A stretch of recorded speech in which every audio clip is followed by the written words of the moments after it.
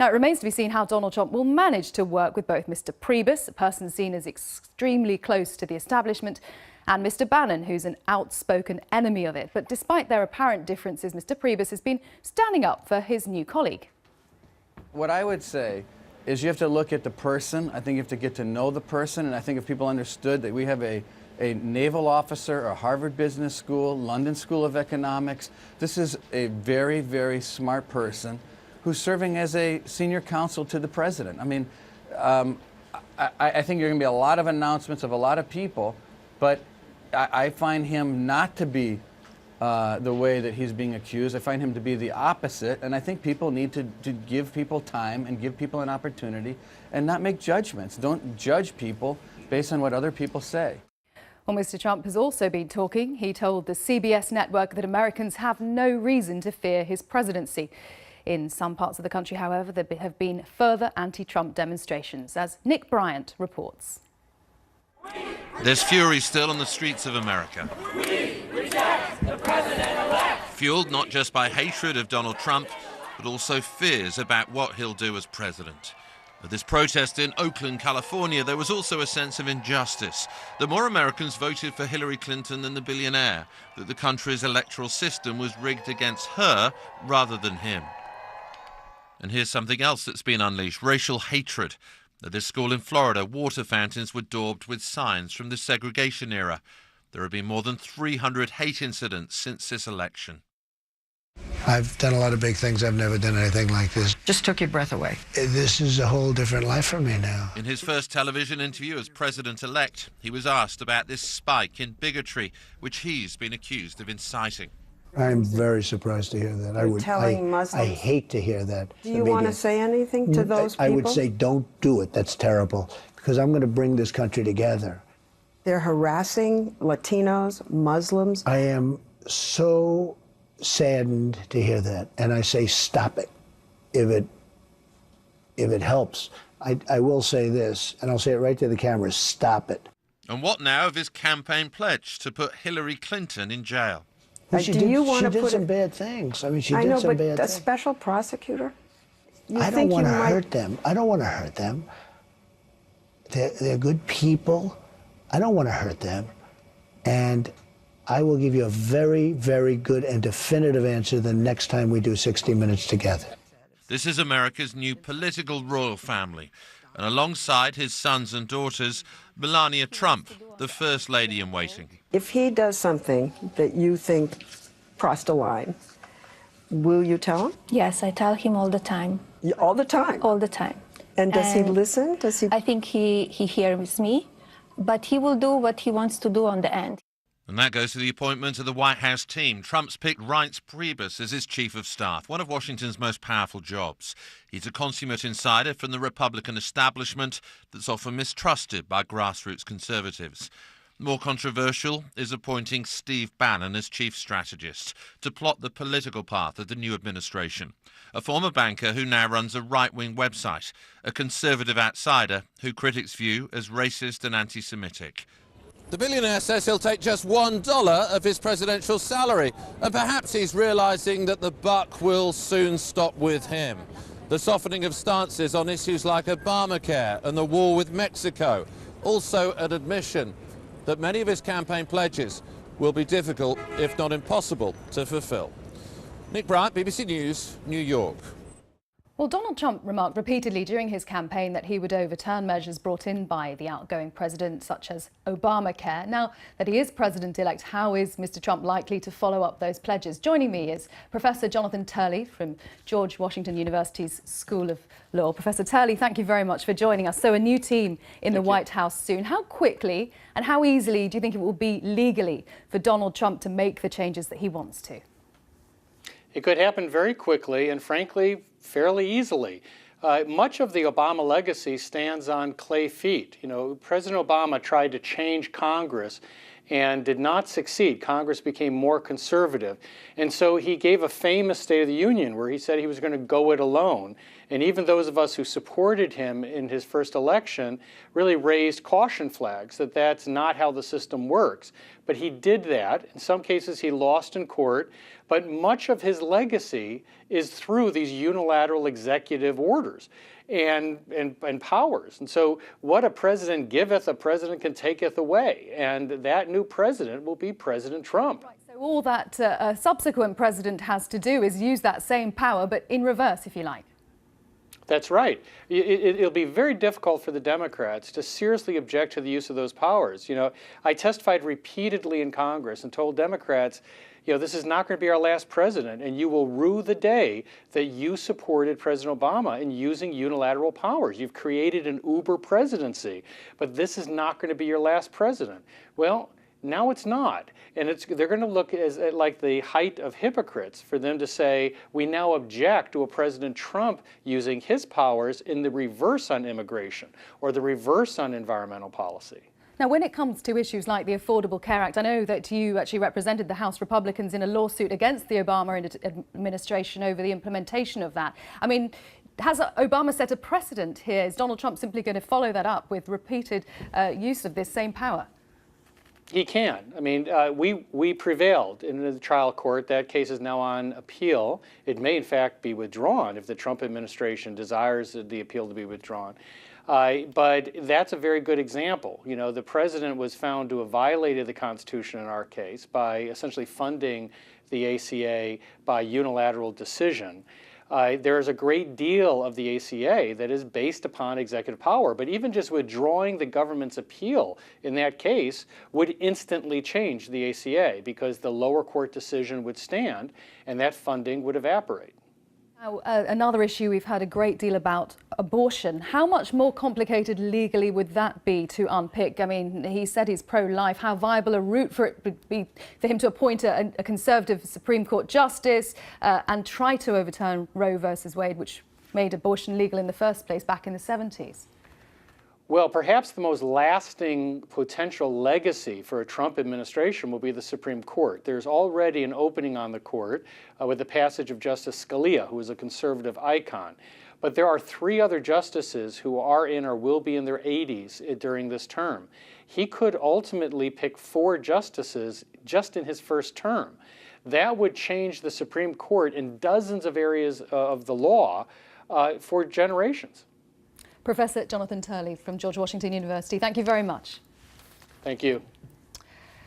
Now, this year, 2016, is set to be the hottest year since records began. The announcement by the World Meteorological Organization was made at international climate talks in Morocco. Delegates are preoccupied by the possible effects of Donald Trump's election to the US presidency on the historic Paris climate agreement reached last year. Now, he's previously dismissed global warming as a hoax. Our science correspondent Palab Ghosh reports. A planet that seems fragile from space. The sun descends on a world that is gradually getting warmer. A provisional assessment by the UN's World Meteorological Organization shows that this year is set to be the hottest recorded globally in recent times.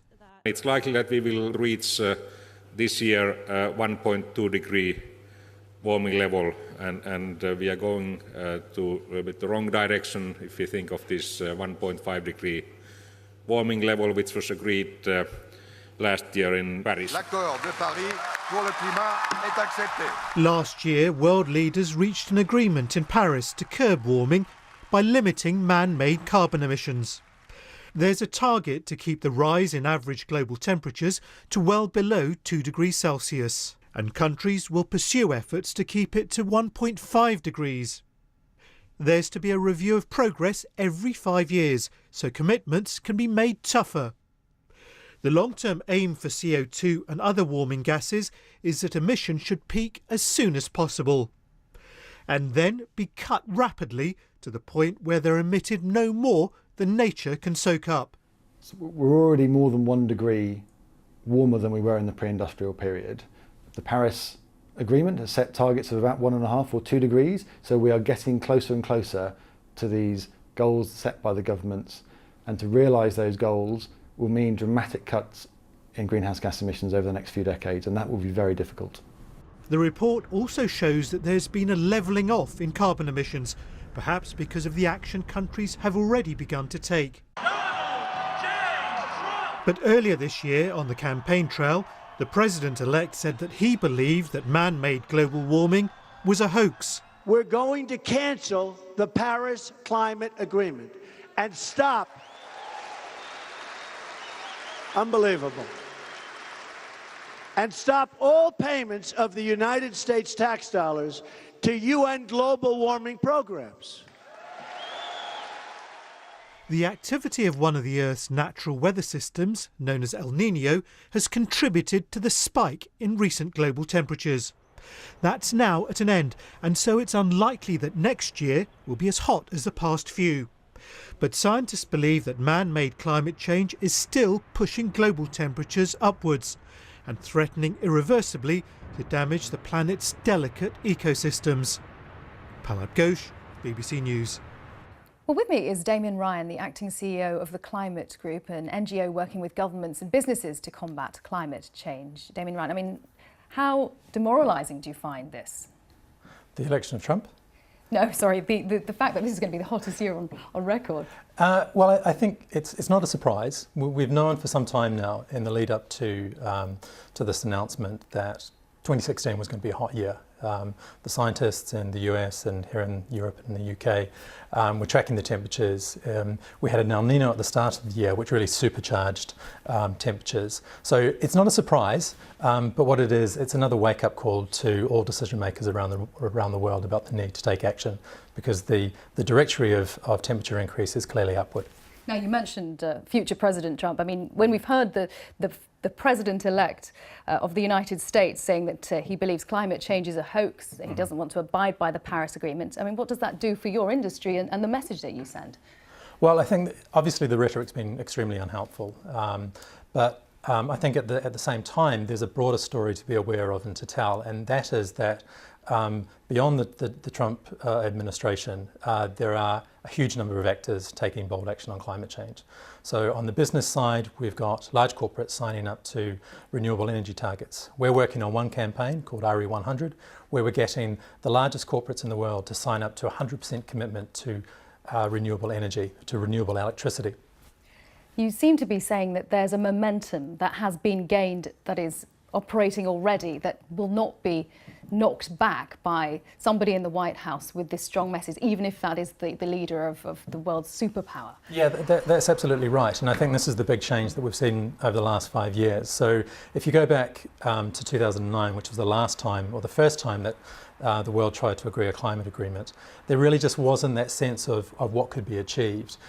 5 years ahead, in 2015 in Paris last year, where governments did agree to a new climate agreement, things had changed a lot. We had businesses, and really they're in force. You know, we work with a coalition of like-minded NGOs under a banner called We Mean Business, and we've seen over 500 companies sign up to over 1,000 actions to address climate change, and that's on renewable energy, it's on energy efficiency, it's on helping avoid deforestation, it's on taking science-based targets to reduce their emissions. So there is a huge amount of action taking place, which probably doesn't get promoted as much as it ought to do. But when people like that, leaders of corporations, even individuals, see the figures still rising, the temperature being the hottest year on record, they might think, well, whatever we're doing, it's not working. What do you say to that? Well, interesting actually, because there was another report out today which said that showed that emissions have actually plateaued for the last 3 years. So we've just gone over 400 parts per million of CO2 in the atmosphere over the last couple of years, but that's peaked. Now that's the first time that has happened, and the thinking is that that's down to the action that China in particular is taking by moving off coal. And if we get China to move, then we're really tipping, we're moving the freighter around, and once we start doing that, then you know that's a sign that action is having an impact, and that's a really exciting thing to be enthusiastic about. Damian Ryan, thank you very much. Thank you. Let's have a look at some of the day's other news. Aftershocks are still going on more than 24 hours after a powerful earthquake struck New Zealand. The government's sending military helicopters to deliver aid to cut-off areas. Thousands of people, including many tourists, are still stranded in the town of Kaikoura on the South Island. The Navy's also being deployed to deliver water, food and other essentials. Pakistan says 7 of its soldiers were killed in overnight clashes with Indian troops in the disputed region of Kashmir. A Pakistani army statement said they died after an exchange of fire on the line of control, the de facto border.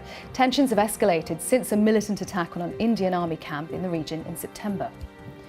A Swedish prosecutor has questioned the WikiLeaks founder Julian Assange at the Ecuadorian embassy in London over a rape allegation. Mr. Assange has been living there for 4 years, fearing extradition. He denies the rape allegation made against him by a Swedish woman in 2010, saying the sex was consensual. A court in London has heard that the murder of the British Member of Parliament Jo Cox was politically or ideologically motivated. The 53-year-old Thomas Mair is accused of murdering the Labour Party MP a week before the EU referendum in June in her constituency in Yorkshire. Mair, who denies the charges, is alleged to have carried out internet searches on far-right groups in the weeks before. From court, Daniela Relf reports. Jo Cox's family, her dad on the right with her mum and her sister, at court to hear how and why she died, and for the first time come face to face with the man accused of killing her. Jo Cox died on the 16th of June, in the midst of the EU referendum campaign. The jury was told her death was shocking and brutal. The MP for Batley and Spen was attacked as she arrived for a constituency surgery at Birstall Library in West Yorkshire. The court heard she was repeatedly stabbed with this dagger-like knife. She was also shot 3 times with this gun that had been adapted so it could be used to kill. Jo Cox's parents held hands in court as they heard of the desperate attempts to save their daughter's life. One of the MP's colleagues tended her and pleaded with her to think of her children as she tried to keep her alive. But Jo Cox's injuries were just too severe. And this is the man accused of murdering her, Thomas Mair. Eyewitnesses say he said Britain first, and this is for Britain, as he attacked Jo Cox. In court, Thomas Mair was impassive as the prosecution described a premeditated murder driven by his political or ideological views. The day before Jo Cox died, the prosecution claimed he'd used a computer at Birstall Library. His online searches included the Ku Klux Klan, Ian Gow, the last MP to be murdered, William Hague, another Yorkshire politician who was a Remain campaigner, and Nazi material. When Thomas Mair was arrested, he said to police, "It's me, and I'm a political activist." The trial is expected to last up to 3 weeks. Daniela Relf, BBC News, the Old Bailey. Now, for one Iraqi soldier, the operation to retake Mosul from so-called Islamic State has provided a rare moment of joy. Saad, who's originally from Mosul, hadn't seen his mother since militants seized the city 2 years ago. But last week, he heard she was in a convoy of civilians being bussed out of the city, and he began a frantic search to find her.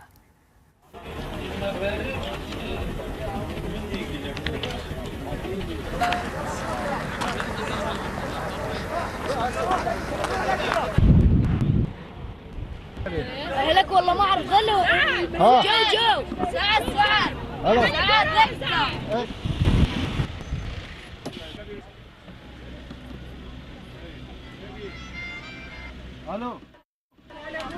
حياتي ابوي ابوي حياتي لا تبكي ابوي عيب تبكي عيب يا ابوي عاد العيب يا بابا تخربش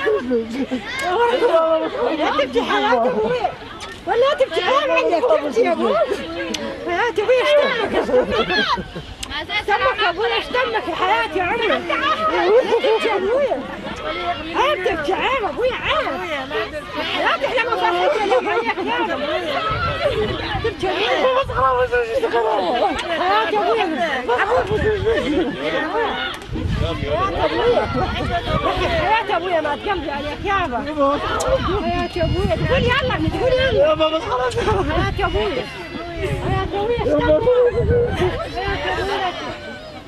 تبكي يا ابوي عايش تبكي بس يلا استر عليك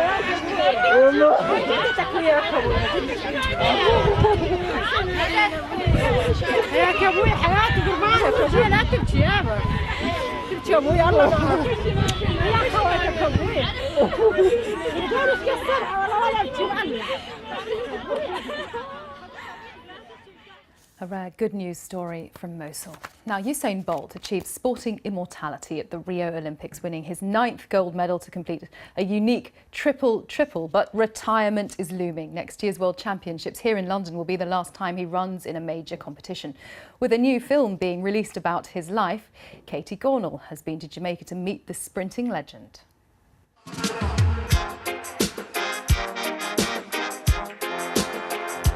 Here in Jamaica, running fast can make you a national icon.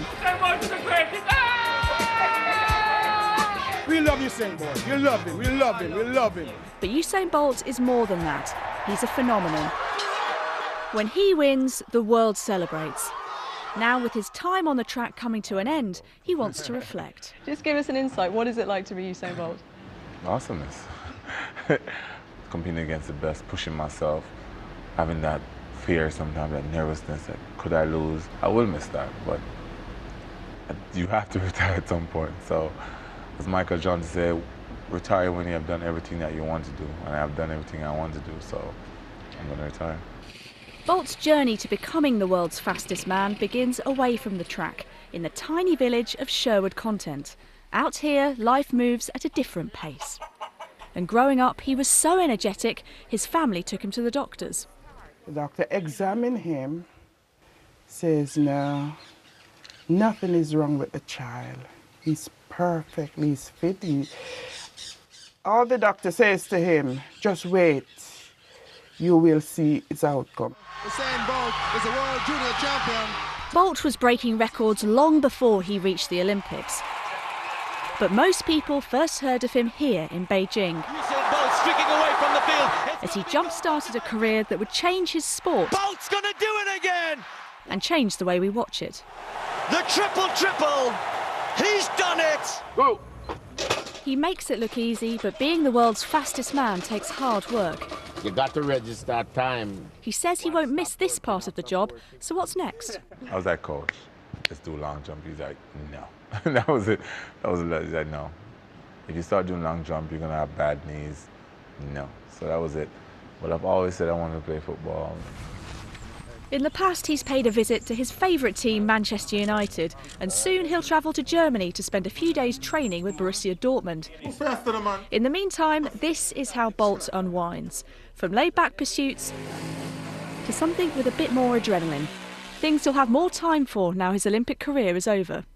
And what about when Tokyo 2020 comes around and the 200 metres is about to start? You might be watching it, you might be there, you might be watching it on TV. Yeah, what are you going to do? Sure. I will be there for sure. I will really. One thing I'm looking forward to now is actually going to the Olympics as a spectator. How does it feel to sit and watch after you know you've won, to watch that 200 metres or that 100 metre race? How do you feel? I don't know. So we'll see. Next year's World Championships in London will be Bolt's last major competition.